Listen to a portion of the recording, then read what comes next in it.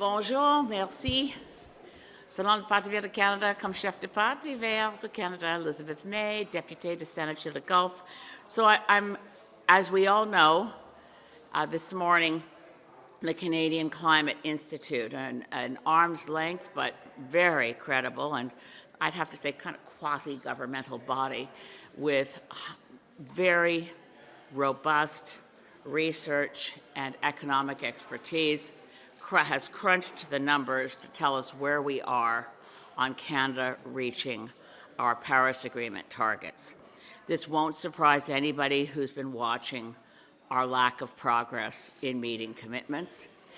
The last report from the Commissioner for Environment and Sustainable Development, which was in September of last year, found that we were just 7% below 2005 levels, and that's the base year that was actually, we lost the normal base year that was started when we first engaged in the United Nations Framework Convention on Climate Change, which was 1990 levels.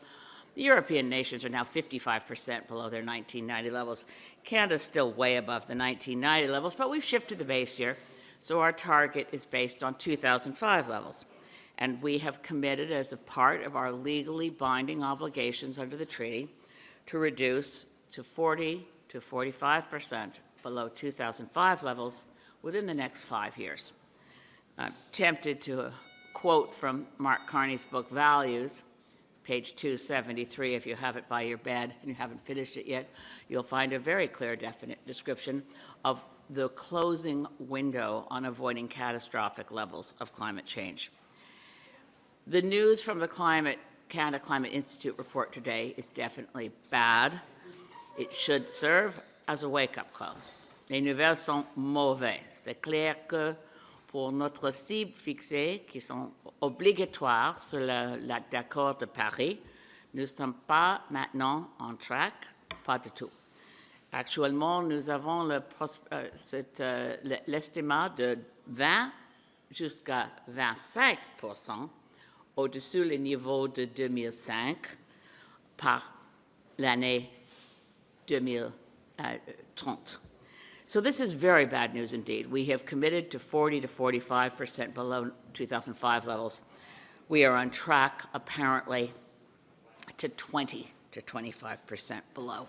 What does this mean in real terms? It means more wildfires, it means extreme weather events, it means for every fraction of a degree we miss globally and in Canada, it means death, it means loss of economic opportunities.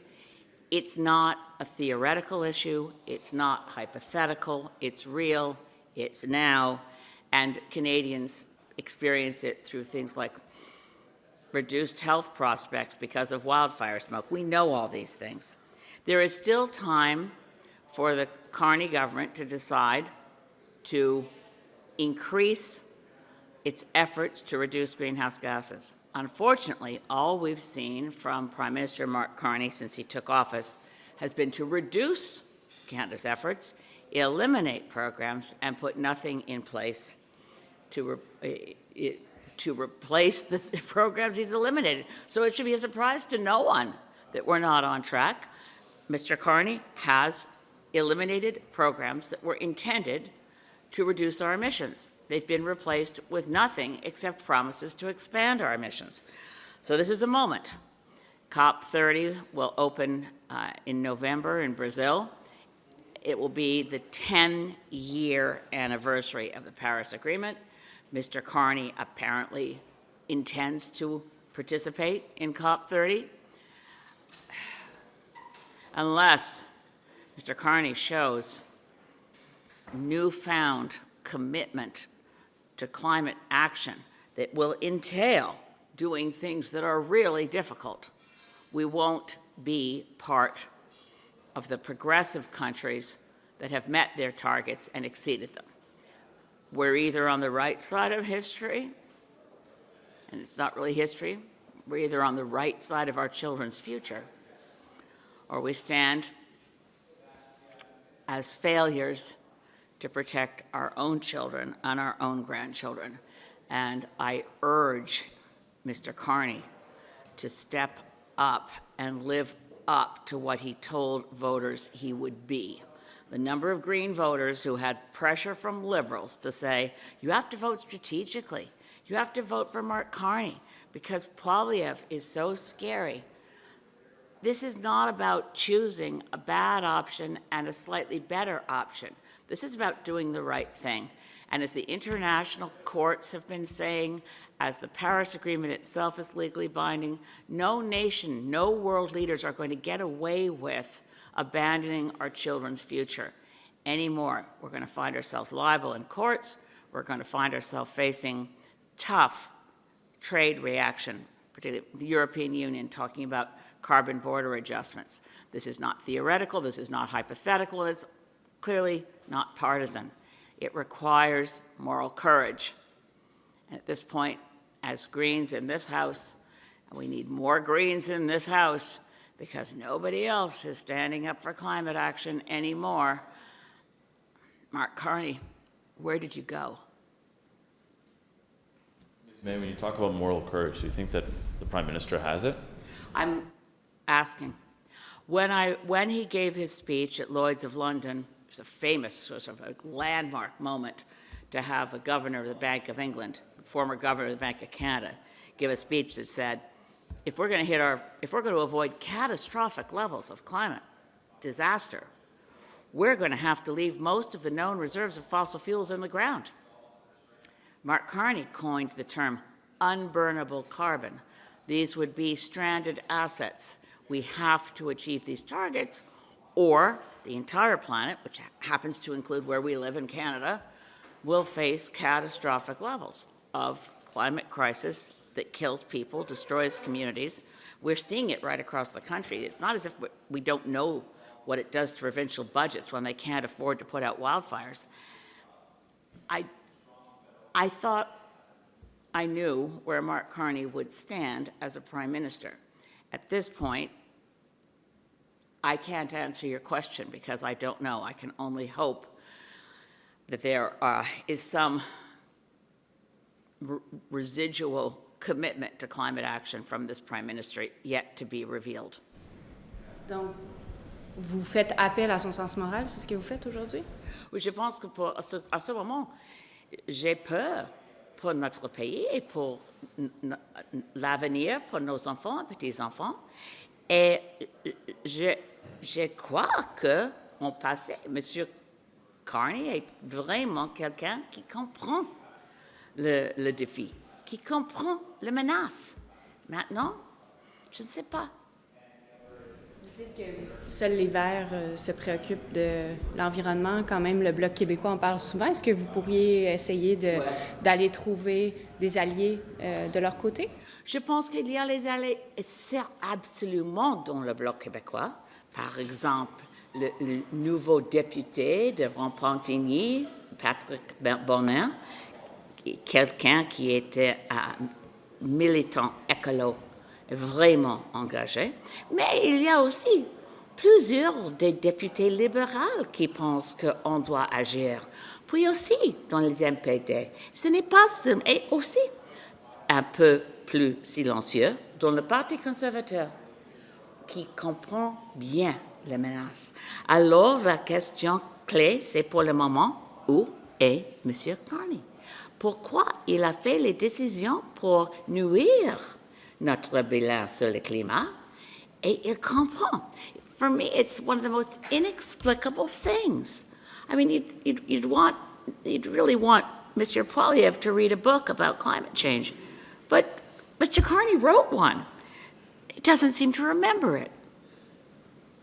Can I ask you a question on another subject? The Sure. federal government looking to the Supreme Court to clarify the law around the use around the notwithstanding clause.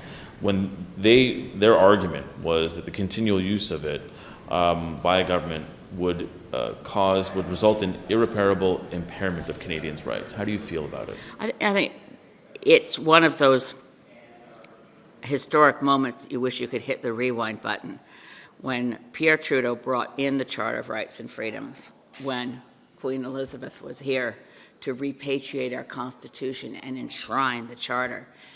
As ever in Canada, we have interprovincial and federal-provincial clashes that result in compromises. But the notwithstanding clause was embraced with, at that point, a clear political consensus that no one would ever use it. The notion that it can be used routinely is definitely eroding our rights and freedoms. And so asking the court for advice is, I think, wise, because that's not political advice, that's grounded in Canadian law. When you see how provincial governments are going to it, and even the leader of the Bloc Québécois just defended it, saying that this is something that obviously that Quebec needs, how do you feel about where we're going with the notwithstanding clause? I am, as a former practicing lawyer, and this is not just speaking for the Green Party, it's more speaking personally, I'm a firm defender of civil liberties. And I think about my colleague and dear friend, the former Minister of Environment from Quebec, Clifford Lincoln, who left the Bourassa cabinet. This is so long ago. I think it's before most of you were born, but God bless Clifford Lincoln. He's still a champion. And he left that cabinet saying, in l'Assemblée nationale, un droit, un droit, un droit, a right is a right is a right. It was over language rights that he left his post in Bourassa's cabinet. Things haven't changed that much. I feel the same way. A right is a right is a right. And when we allow provincial governments to dilute those rights in advance through excessive use of the notwithstanding clause, then it imperils all our rights, no matter where we live. But are you suggesting that Canada and the province should have, reopen the Constitution and have talks about it? Because you say it's wise to proceed that way, but if the aim is to get back to what you seem to see as a constitutional mistake, why not open? Parce que c'est clair que pour la grande majorité des Canadiens, Canadiennes et pour les Québécois et Québécoises, l'idée d'avoir un débat encore pour les amendements de notre Constitution, c'est une mauvaise idée. Nobody wants to do it. Nobody wants to go there. Our amending formula for our Constitution basically means that if we open it, we can't come to agreement again. It requires that the provinces that agree, basically, and that they represent more than 50% of the Canadian population, it's an amending formula that represents too tough a challenge. And right now, Canadians are, for good reason, preoccupied with affordability and with the climate crisis and other key, and of course, with the threats to our economy emanating from the White House. So at this moment, what's really required is more of a political consensus. And I do see more efforts for the provincial premiers. They meet more regularly with the Prime Minister. I think we need to have a political consensus to say that's like pulling the emergency brake. You can't keep doing it. Please, let's all agree that the notwithstanding clause be used to the least possible extent and with great caution. So that would mean a lot of more compromise around how we protect particular concerns. And I'm not dismissing Quebec government's concerns at all, but how do we move towards a consensus that protects the Charter of Rights and Freedoms and reduces the way in which current politicians are doing something that I don't think that back in the early 80s anyone imagined would ever happen. How do you see that consensus you're talking about achievable if I believe 5 provinces are intervening in that cause and standing on the Quebec side? So. It's, again, political consensus, as in the Green Party makes all our decisions by consensus, so I'm used to the process. It takes a lot of time.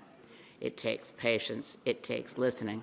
It quite often takes Indigenous wisdom being brought to the table so that those of us who are current modern politicians learn for what it takes to listen, to think about the larger issues at stake, and to compromise for the sake of the whole of the country and for the sake of our civil liberties. When you look at what's going on south of the border, Donald Trump is flagrantly abusing the U.S. Constitution. no one seems able to stop him. So we look to our provincial premiers and our federally elected, the cabinet, certainly the prime minister, look to their better angels and figure it out, pull the brakes on using the notwithstanding clause, and make the kind of effort we haven't seen since when the Constitution was negotiated in the first place, to find a way outside of reopening the Constitution to protect Canadians' rights wherever we live.